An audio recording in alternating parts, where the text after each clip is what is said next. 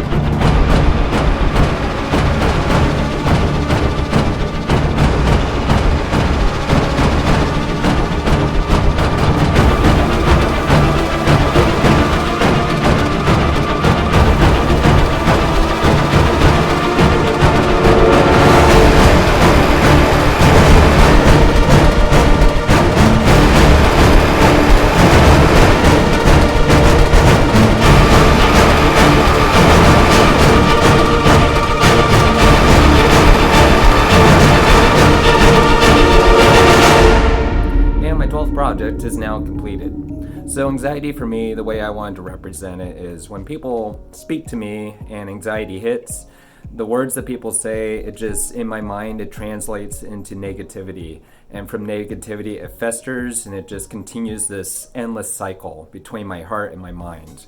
And that's what I wanted to represent here. And it was great that it was the grayscale challenge because I feel black and white truly represents this emotion. For my next project of the series, this is going to be interesting. It's my third viewer challenge of the season, and this person wants me to make a self-portrait of myself blindfolded. I still have one lifeline left. We'll see if I use it next week. Till then, see you on the next episode.